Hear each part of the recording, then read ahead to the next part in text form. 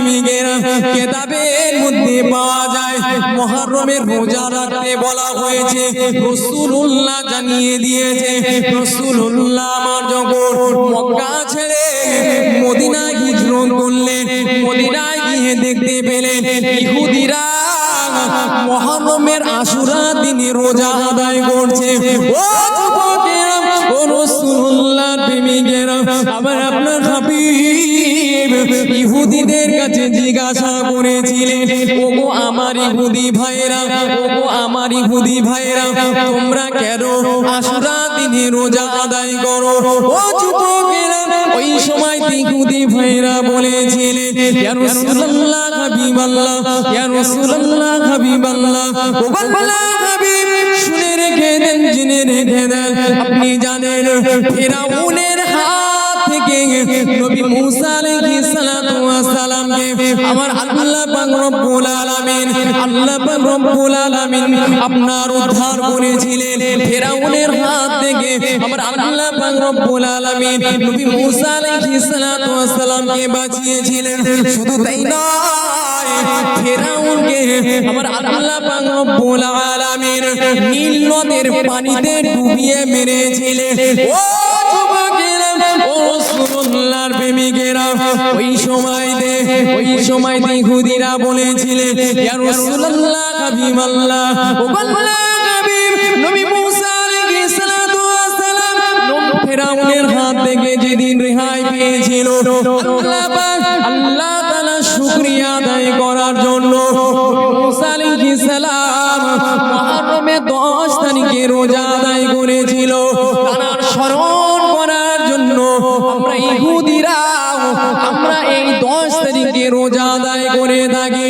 ও যুবকেরা, ও রাসূলুল্লাহর প্রেমিকেরা, ওই সময়তে রাসূলুল্লাহ ইহুদিদেরকে বলেছিলেন, ওগো আমার ইহুদি ভাইরা, শুনে রেখে দাও, জেনে রেখে দাও, আমি রাসূলুল্লাহ জানিয়ে দিলাম তোমাদের সাথে ইহুদিদের যতটা না সম্পর্ক আছে, যতটা না ভালোবাসা আছে, আমি রাসূলুল্লাহ জানিয়ে দিলাম তার থেকেও বেশি সম্পর্ক, তার থেকেও বেশি ভালোবাসা নবী মুসা আলাইহিস সালাতু ওয়াস সালামের সাথে আমার আছে।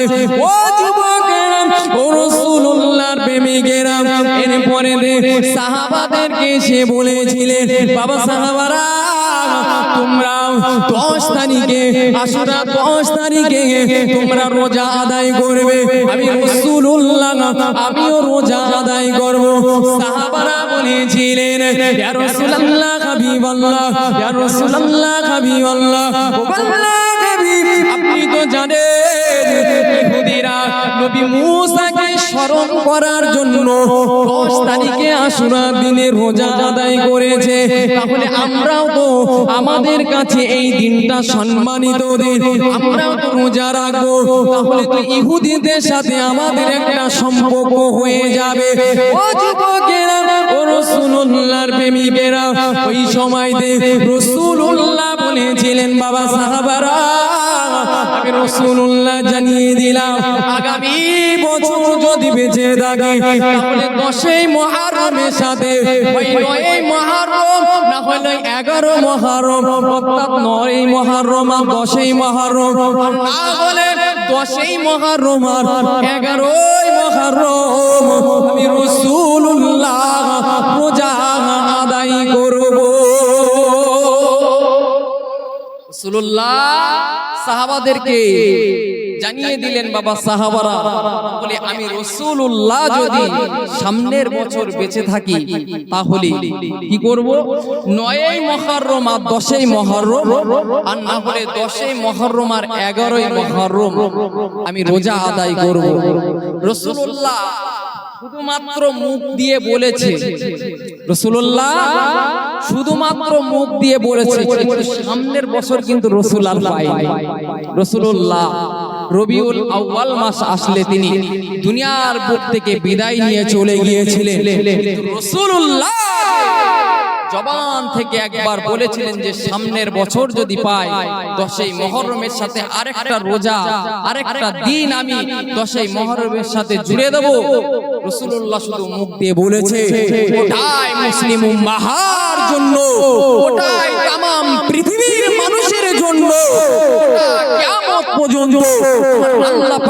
রব্বুল আলামিন আমার রাসূলুল্লাহর কথাটাকে আল্লাহ এখনো জীবিত রেখে দিয়েছে, কিয়ামত পর্যন্ত জীবিত রাখবেন। জোরে বলুন সুবহানাল্লাহ। দেখেন না, মুহররম মাস আসলে মানুষ রোজা রাখার জন্য পাগল হয়ে যায়। অনেকে আজকে রোজা আছে, আজকে কয় তারিখ মুহররমের? 9 তারিখ, 9 মুহররম, আর আগামী কাল হলো 10 মুহররম। আমরা মুসলমান ঘরে জন্ম নিয়েছি। দুঃখের বিষয় হলো, আপনার দুঃখের বিষয় কি জানেন? যখন 1 জানুয়ারি আসে, মানে কি ইংরেজি নববর্ষ যখন আসে, তখন আমরা খুব আনন্দ করি। আমাদের সন্তানদের সাথে আমরাও খুব আনন্দ করি, ছেলেদেরকে উৎসাহ দিই, যা বাবা একটু বন্ধুদের সাথে কি একটু আড্ডা মেরে আয়, একটু খাওয়া দাওয়া করে আয়। কিন্তু দুঃখের বিষয় হলো, আমার আল্লাহ আপনার আমার জন্য যে আরবি মাস নির্ধারণ করলো, তার প্রথম নববর্ষ মাস পড়েছে।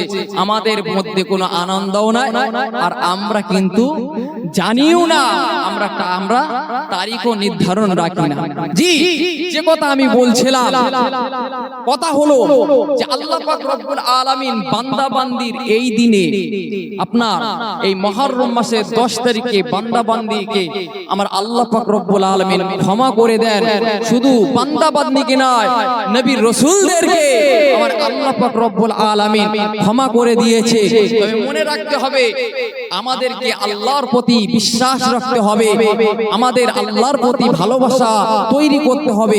যদি আমি আপনি আল্লাহকে স্মরণ করি, আপনি আমি যদি আল্লাহকে ভালোবাসি, আপনি আমি যদি আল্লাহর ইত্তেবা অনুসরণ করি, আল্লাহকে যদি ডাকি, আল্লাহ পাকের একবার আপনি ডাকবেন, আমার আল্লাহ পাক রব্বুল আলামিন আপনার ডাকে 100 বার আমার আল্লাহ সাড়া দিয়ে দেবে। জোরে বলুন সুবহানাল্লাহ। আল্লাহ দয়ালু, দয়াময়, গফুর রহিম। কিন্তু আমরা কপাল ফাটা মুসলমান আল্লাহকে চিনি না, আমরা আল্লাহকে চিনি না। অনেকে তো আল্লাহর সাথে শিরিক করে বসে, অনেকে আল্লাহর সাথে শিরিক করে বসে, বিভিন্ন রকমের শিরিক। কিন্তু আল্লাহ পাক রব্বুল আলামিন বলছে সূরা ইখলাস, আপনারা সকলেই জানেন, আল্লাহ পাক কোরআনের মধ্যে 114টি সূরা অবতীর্ণ করেছে, ঠিক না? জানেন তো আপনারা? জি, এই 114টি সূরার মধ্যে একটা সূরা, সূরাতুল ইখলাস, কটা আয়াত? কথা বলেন, কটা আয়াত? সূরা ইখলাসের কটা আয়াত? কেউ কিছু বলে না, অসুবিধা হচ্ছে আপনাদের? সূরা ইখলাস চেনেন তো? কুল হু আল্লাহু আহাদ, এই সূরা আপনারা জানেন না? কয়টি আয়াত? 4টি আয়াত। কয়টি? 4টি। আল্লাহ বলছেন কুল হু আল্লাহু আহাদ, আল্লাহ এক, অদ্বিতীয়। আল্লাহ কি বলছেন? কুল, রাসূল আপনি জানিয়ে দেন, তাম বিশ্ববাসীকে জানিয়ে দেন, আল্লাহু আহাদ, আমি আল্লাহ এক, অদ্বিতীয়, আল্লাহু সামাদ, আর আমি কারোর মুখাপেক্ষী নয়, আমি কারোর মুখাপেক্ষী নয়, লাম ইয়ালিদ ওয়া লাম ইউলাদ, আমি আল্লাহ কাউকে জন্ম দেইনি, এবং আমি আল্লাহ কারোর থেকে জন্মও নেইনি। তারপরে কি? ওয়া লাম ইয়াকুল্লাহু কুফুয়ান আহাদ, আল্লাহ বলছেন আমার সমকক্ষ, আমার সমতুল্য কেউ কখনো হতে পারবে না। জোরে বলুন সুবহানাল্লাহ। দুনিয়ার বুকে অনেক জ্ঞানী বিজ্ঞানী, দুনিয়ার বুকে অনেক পণ্ডিত, দুনিয়ার বুকে অনেক মানুষ আছে, বলুন কেউ কি আল্লাহর সমতুল্য কখনো হতে পেরেছে? পারে। মুসলমান ঘরের ছেলেরা, ও যুবকেরা, ও রাসূলুল্লাহর প্রেমিকেরা, খুব ঠান্ডা মাথায় বোঝার চেষ্টা করুন। আমার আল্লাহ পাক রব্বুল আলামিন পবিত্র কালামুল্লাহ শরীফের অন্য একটা জায়গায় জানিয়ে দিয়েছেন, আল্লাহু লা ইলাহা ইল্লা হুয়াল হাইয়ুল কাইয়্যুম।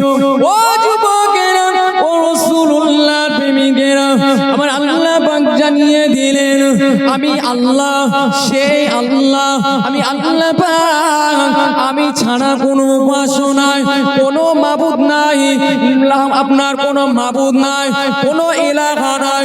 ও যুবকেরা, ও ও রাসূলুল্লাহর প্রেমিকেরা, আমার আপনার রব, আমার আল্লাহ, আমার আপনার রব এমন একজন প্রভু, এমন একজন স্রষ্টা, তিনি চিরঞ্জীব হয়ে থাকবে, তিনি সারা জীবন চিরস্থায়ী হয়ে থাকবে, সব ধ্বংস হয়ে যাবে। ও যুবকেরা, ও রাসূলুল্লাহর প্রেমিকেরা, আমার আল্লাহ পাক রব্বুল আলামিন কখনো ঘুমান না।